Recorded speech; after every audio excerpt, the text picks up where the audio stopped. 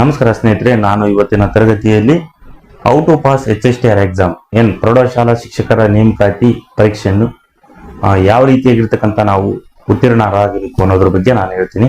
ಅಂದ್ರೆ ಈಗ ಪ್ರೌಢಶಾಲಾ ಶಿಕ್ಷಕರ ನೇಮಕಾತಿ ನೋಟಿಫಿಕೇಶನ್ ಆದ್ರೆ ನಾವು ಯಾವ ರೀತಿಯಾಗಿರ್ತಕ್ಕಂತಹ ಅಧ್ಯಯನದಲ್ಲಿ ನಾವು ತೊಡಗಬೇಕು ಅಥವಾ ಈ ರೀತಿಯಾಗಿರ್ತಕ್ಕಂಥ ನಾವು ದಿನನಿತ್ಯದ ಸ್ಟಡಿ ಪ್ಲಾನ್ ಹಾಕಿಕೊಳ್ಬೇಕು ಅನ್ನೋದ್ರ ಬಗ್ಗೆ ನಾನು ಹೇಳ್ತಾ ಹೋಗ್ತೀನಿ.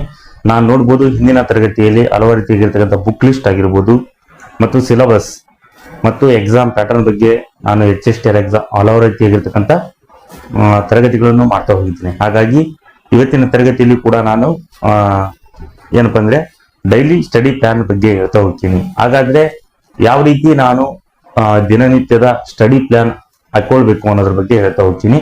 ಫಸ್ಟ್ ನೋಡಿ, ಈ ಪ್ರೌಢಶಾಲಾ ಶಿಕ್ಷಕರ ನೇಮಕಾತಿ ನಾವು ಪರೀಕ್ಷೆಯನ್ನು ಎದುರಿಸಬೇಕಾದ್ರೆ ಅಂದ್ರೆ ಎಕ್ಸಾಮ್ ನಾವೇ ಸಂಪೂರ್ಣವಾಗಿ ನಾವು ಪಾಸ್ ಆಗ್ಬೇಕು ಅನ್ನೋದಾದ್ರೆ ನಮ್ದು ಒಂದು ದಿನನಿತ್ಯದಾಗಿರ್ತಕ್ಕಂಥ ಒಂದು ಎಫೆಕ್ಟಿವ್ ಆಗಿರ್ತಕ್ಕಂಥ ಸ್ಟಡಿ ಪ್ಲಾನ್ ಟೈಮ್ ಟೇಬಲ್ ಇರಬೇಕು ಅಂತ ಹೇಳ್ತೀನಿ. ಅದ್ರ ಜೊತೆಗೆ ಸಿಸ್ಟಮ್ ಆಗಿ ನಾವು ಸಿಲೆಬಸ್ ಕಾಪಿ ಇಟ್ಕೋಬೇಕಾಗುತ್ತದೆ. ಹಾಗಾಗಿ ನಾವು ಇಲ್ಲಿ ನೋಡೋಣ, first understand the syllabus first. ಹಾಗಾಗಿ ಇಲ್ಲಿ ಮೊದಲನೇದು ಬರ್ತಕ್ಕಂಥದ್ದು ನೀವು ತಿಳ್ಕೊಳ್ಳಿ, ಸಿಲೆಬಸ್ ಕಾಪಿಯನ್ನು ಫಸ್ಟ್ ತಿಳ್ಕೊಳ್ಬೇಕು ಮತ್ತು ಅದನ್ನ ಒಂದು ಜೆರಾಕ್ಸ್ ಮಾಡಿಸ್ಕೊಂಡು ಪ್ರಿಂಟ್ ತೆಗೆಸ್ಕೊಂಡು ನೀವೇನ್ ಮಾಡಬೇಕು, ಸ್ಟಡಿ ಮಾಡುತ್ತಲೇ ನೀವು ಅದನ್ನ ಸಿಲೆಬಸ್ ಕಾಪಿ ಇಟ್ಕೊಳ್ಬೇಕಾಗುತ್ತದೆ. ಯಾಕಂದ್ರೆ ಅಲ್ಲಿ ಯಾವುದೇ ಒಂದು ಪುಸ್ತಕವನ್ನು ನೀವು HSTR ಎಕ್ಸಾಮ್ಗೆ ತೆಗೆದುಕೊಂಡು ಹೋಗ್ಬೇಕಾದ್ರೆ ನಾವು ಯಾವುದು ಪರೀಕ್ಷೆಗೆ ಯಾವುದನ್ನು ಓದಬೇಕು ಅನ್ನೋದಕ್ಕಿಂತ ಮುಂಚೆ ಯಾವುದನ್ನು ಓದಬಾರ್ದು ಅನ್ನೋದು ನಮ್ಮ ತಲೆಯಲ್ಲಿ ಇರಬೇಕು. ಯಾಕಂದ್ರೆ ಸಮಯ ವ್ಯರ್ಥ ಆಗ್ಬಾರ್ದು. ನೀವು ಬೇರೆ ಪುಸ್ತಕವನ್ನು ತಗೊಂಡು ಅಥವಾ ಅದಕ್ಕೆ ಸಬ್ಜೆಕ್ಟ್ ಸಂಬಂಧ ಇಲ್ಲದ್ದು ಏನಾದ್ರೂ ಓದ್ತಿದ್ರೆ ನಿಮ್ಮ ಪರೀಕ್ಷೆಗೆ ಅನುಕೂಲ ಆಗಲ್ಲ.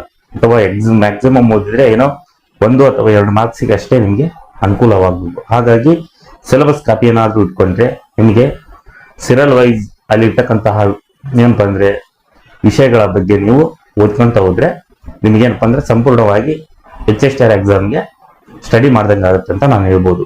ಹಾಗಾದ್ರೆ ಫಸ್ಟ್ ನೀವು ಸಿಲೆಬಸ್ ಕಾಪಿಯನ್ನು ತಗೊಂಡು ಅಲ್ಲಿರ್ತಕ್ಕಂತಹ ಸಬ್ಜೆಕ್ಟ್ಗಳಿಗೆ ಸಂಬಂಧಪಟ್ಟಿರ್ತಕ್ಕಂಥದ್ದು ಪ್ರತಿಯೊಂದಕ್ಕೂ ಈ ಸೋರ್ಸ್ ಎಲ್ಲಿ ಸಿಗುತ್ತೆ, ನೆಟ್ನಲ್ಲಿ ಆಗಿರ್ಬೋದು ಅಥವಾ ಪುಸ್ತಕ ಏನಾದ್ರೆ ಅಥವಾ ಪುಸ್ತಕವನ್ನು ತೆಗೆದುಕೊಳ್ಳಿ ಅದಕ್ಕೆ ಸಂಬಂಧಪಟ್ಟಿರ್ತಕ್ಕಂಥ ಸಬ್ಜೆಕ್ಟು. ಈಗ ನಿಮ್ಮ ಆಪ್ಷನ್ ಸಬ್ಜೆಕ್ಟ್ ಇರುತ್ತೆ, ಅದಕ್ಕೊಂದು ಪುಸ್ತಕವನ್ನು ತಗೊಳ್ರಿ. ಈಗಿರ್ತಕ್ಕಂತಹ ಪೇಪರ್ 1 ಪೇಪರ್ 2 ನಲ್ಲಿ ಇತ್ತು 100 ಮಾರ್ಕ್ಸ್. ಪೇಪರ್ 1 ನಲ್ಲಿ ಪ್ರಮುಖವಾಗಿರ್ತಕ್ಕಂಥದ್ದು ನೋಡ್ಬೋದು, ಸಬ್ಜೆಕ್ಟ್ಗಳು ಬರ್ತಾವೆ. ಅಲ್ಲಿ ಶೈಕ್ಷಣಿಕ ಮನೋಜ್ಞಾನ ಆಗಿರ್ಬೋದು, ಮೆಂಟಾಬಿಲಿಟಿ, GK ಆಗಿರ್ಬೋದು, ಇಂಗ್ಲಿಷು, ಗಣಕಯಂತ್ರ, ಈ ರೀತಿಯಾಗಿರ್ತಕ್ಕಂಥ ಸಬ್ಜೆಕ್ಟ್ಗಳಿಗೆ ನೀವು ಪ್ರತಿಯೊಂದಕ್ಕೂ ಒಂದು ಪುಸ್ತಕವನ್ನು ತೆಗೆದುಕೊಳ್ಬೇಕಾಗುತ್ತೆ ಒಂದೊಂದು ಸಬ್ಜೆಕ್ಟಿಗೆ. ಹಾಗಾಗಿ ನಿಮ್ಮ ಸಿಲೆಬಸ್ ವೈಸ್ ಪ್ರಕಾರ ಅಲ್ಲಿರ್ತಕ್ಕಂಥ ಸಬ್ ಪಾಯಿಂಟ್ ಆಗಿರ್ತಕ್ಕಂಥ ಸಬ್ಜೆಕ್ಟ್ಗಳಿಗೆ ನೀವು ಒಂದೊಂದು ಪುಸ್ತಕವನ್ನು ತೆಗೆದುಕೊಳ್ಬೇಕಾಗುತ್ತದೆ. ಅದು ಮೇನ್ ಆಗಿರ್ತಕ್ಕಂಥದ್ದು ನಾವು ಹೇಳ್ತೇವೆ HSTR ಎಕ್ಸಾಮ್ಗೆ ನೀವು ಅದನ್ನು ತೆಗೆದುಕೊಳ್ಳಲೇಬೇಕು, ಒಂದೊಂದು ಪುಸ್ತಕವನ್ನು ಆ ಸಬ್ಜೆಕ್ಟ್ಗಳಿಗೆ. ನೆಕ್ಸ್ಟ್ ಬರೋದಾದ್ರೆ second, follow the 90/8/2% rule.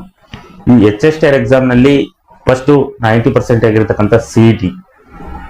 Sir ನಮ್ದು ಡಿಗ್ರಿ ಆಗಿದೆ, B.Ed 98ಕ್ಕಿಂತ ಹೆಚ್ಚಿಗೆ ನಾವು ಮಾರ್ಕ್ಸ್ ತಗೊಂಡಿದ್ದೀವಿ, ನಾವು HSTR ಎಕ್ಸಾಮ್ ಬರಕ್ ಹೋದ್ರೆ ನಾವೇನಾಗ್ತೀವಿ, ಪಾಸ್ ಆಗೇ ಆಗ್ತೀವಿ ಅನ್ನೋದು ಇಲ್ಲಿ ಸುಳ್ಳು. ಯಾಕೆಂದ್ರೆ ಇಲ್ಲಿ ಅವಾಗ 70% ಇತ್ತು, ಈಗ ಮತ್ತೆ 20% ಹೆಚ್ಚಿಗೆ ಮಾಡಿದ್ದಾರೆ. ಅಂದ್ರೆ 90% ಆಗಿರ್ತಕ್ಕಂಥ CET. ನೀವು ಹೈಸ್ಕೂಲ್ ಪ್ರೌಢಶಾಲಾ ಶಿಕ್ಷಕರಿಗೆ ಸಂಬಂಧಪಟ್ಟಿರ್ತಕ್ಕಂಥ ಪರೀಕ್ಷೆಯನ್ನು ಪಾಸ್ ಮಾಡಿ ನಾವು ಉತ್ತೀರ್ಣರಾಗಬೇಕಾದ್ರೆ ಪ್ರಮುಖವಾಗಿರ್ತಕ್ಕಂಥ ಕಾಲಘಟ್ಟ ಇದರಲ್ಲಿ ಯಾವುದಪ್ಪ ಅನ್ನೋದಾದ್ರೆ CET ಅಂತ ಹೇಳ್ಬೋದು. ಯಾಕಂದ್ರೆ 90% ಆಗಿರ್ತಕ್ಕಂತಹ ಕ್ಯಾಲ್ಕುಲೇಟ್ ಮಾಡಿರುವಂಥದ್ದು ನೀವು ಬರ್ತಕ್ಕಂಥ ಇನ್ನೂ ಬರೆದಿಲ್ಲ ಆ ಎಕ್ಸಾಮ್ ಅಲ್ಲಿ ನೀವು ಬರೆದು ತೋರಿಸ್ಬೇಕಾಗತ್ತೆ ಅಂತ ನಾನು ಹೇಳ್ಬೋದು. ಅಲ್ಲಿ 8% ಆಗಿರ್ತಕ್ಕಂಥ ಡಿಗ್ರಿ ನಿಮ್ಮ ಪದವಿ ಅಂಕಗಳು 8% ಏನ್ ಮಾಡ್ತಾರೆ, ಲೆಕ್ಕವನ್ನು ಹಾಕ್ತಾರೆ. 2% B.Ed, ಇದು 1.2 ಅಥವಾ 2% ಒಳಗೆ ನಿಮ್ದು ಪರ್ಸೆಂಟೇಜ್ ಅಲ್ಲಿ ಏನಾಗುತ್ತೆ ಆ್ಯಡ್ ಆಗುತ್ತೆ ಅಂತ ಹೇಳ್ಬೋದು. ಟೋಟಲ್ ಎಷ್ಟಾಯ್ತು, 100 ಆಗಿರ್ತಕ್ಕಂಥ ಪರ್ಸೆಂಟೇಜ್ಗೆ ಅವರು CET, ಡಿಗ್ರಿ, B.Ed ಎಲ್ಲ ಸೇರಿಸಿ 100%ಗೆ ನೀನು ಎಷ್ಟು ಪರ್ಸೆಂಟ್ ತೆಗಿತೀಯ ಅನ್ನೋದ್ರ ಮ್ಯಾಗ ಅವರು ಹುದ್ದೆಗಳ ಸಂಖ್ಯೆ ಕಾಸ್ಟ್ ವೈಸು ಮೆರಿಟ್ ಲಿಸ್ಟ್ ಮಾಡಿ ಬಿಡ್ತಾರೆ ಅಂತ ಹೇಳ್ಬೋದು. ನೆಕ್ಸ್ಟ್ ಮೂರನೇದು ಸ್ಟಡಿ ಪ್ರಿವಿಯಸ್ ಕ್ವಶನ್ ಪೇಪರ್. ಯಾವುದೇ ಒಂದು ಎಕ್ಸಾಮಿನ ಪ್ರಮುಖವಾಗಿರ್ತಕ್ಕಂತಹ ಸಕ್ಸಸ್ ಸ್ಟೋರಿಯಲ್ಲಿ ಬರ್ತಕ್ಕಂಥದ್ದು ಪ್ರೀವಿಯಸ್ ಕ್ವಶನ್ ಪೇಪರ್, ಅಂದ್ರೆ ಹಿಂದಿನ ಹಳೆಯ ಪ್ರಶ್ನೆ ಪತ್ರಿಕೆಗಳು ಅಂತ ಹೇಳ್ಬೋದು.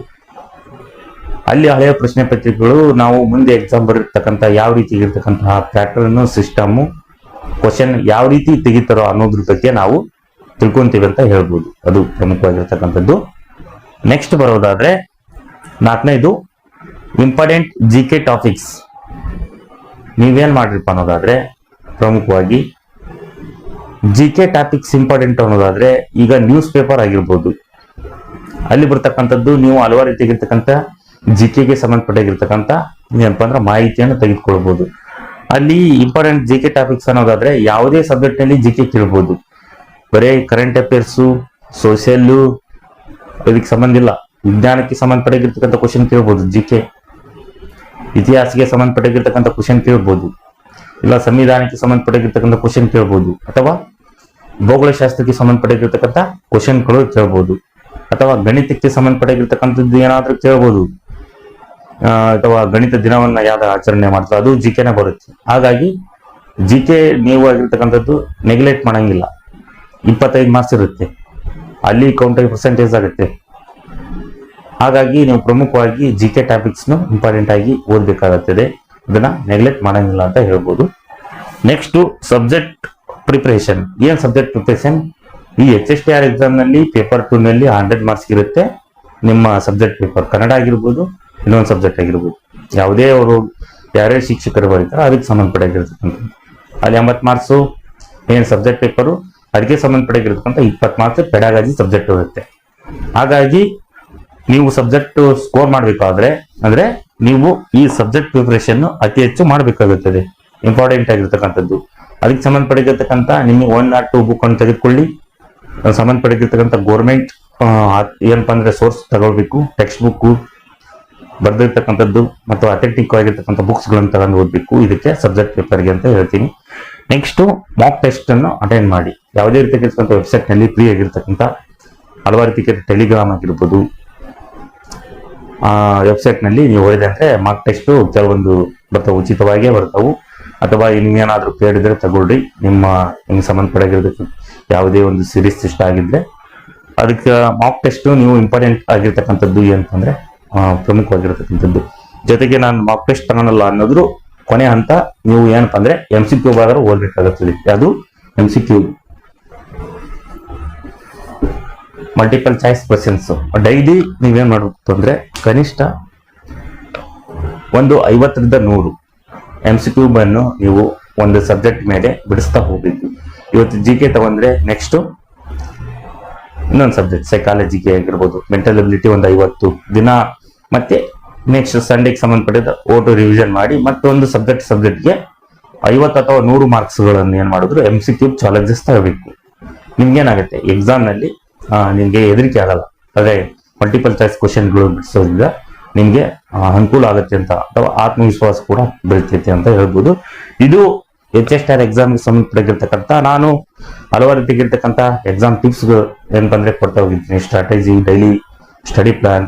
ಯಾಕಂದ್ರೆ ಕೆಲವೊಂದು ಡೈಲಿ ಸ್ಟಡಿ ಪ್ಲಾನ್ ಯಾವ ರೀತಿ ಆಗ್ತದೆ ಅಂತ ಹೇಳ್ತಾ ಹೋಗ್ತೀನಿ ಅನ್ನೋದಾದ್ರೆ ನಿಮಗೆ ಮೆಥಡ್ ಸಿಗುತ್ತೆ. ಈಗ ಕೆಲವೊಬ್ರು ಏನ್ ಮಾಡ್ತಾರೆ ಹೇಳ್ತಾರೆ ಯಾವ ಬುಕ್ಸ್ ಓದ್ಬೇಕು. ನಾನು ಹೇಳ್ತಾ ಹೋಗಿದ್ದೀನಿ, ಬುಕ್ ಲಿಸ್ಟ್ ಪ್ಯಾಟರ್ನ್ ಎಲ್ಲ ಹೇಳ್ತಾ ಹೋಗಿದ್ದೀನಿ. ಜೊತೆಗೆ ಈ ರೀತಿಯಾಗಿರ್ತಕ್ಕಂಥ ನೀವು ಸಿಸ್ಟಮ್ ಅಂತ ಓದಿದ್ರೆ 100% ಸಕ್ಸಸ್ ಆಗ್ತೀರಾ. ನೀವೇನಾದ್ರೂ ಸಿಲೆಬಸ್ ಇಲ್ದಂಗೆ ನಿಮ್ಗೆ ಯಾವ್ದೋ ಇಷ್ಟ ಆಗಿರ್ತಕ್ಕಂಥ ಬುಕ್ಸ್ ತಗೊಂಡು ಓದ್ತಿದ್ರೆ ಇದಕ್ಕೆ ಸಂಬಂಧನೇ ಇಲ್ದಂಗೆ ಆಗುತ್ತೆ. ಹಾಗಾಗಿ ನೀವು ಒಂದು ಅಧ್ಯಯನವನ್ನು ಸಿಸ್ಟಮ್ ಅಂದ್ರೆ ಸ್ಮಾರ್ಟ್ ವರ್ಕ್ ಆಗಿ ಮಾಡಿದ್ರೆ 100% ನೀವು ಕಡಿಮೆ ಸಮಯದಲ್ಲಿ ಸಕ್ಸಸ್ ಆಗ್ತೀರಾ ಅಂತ ಹೇಳ್ಬೋದು.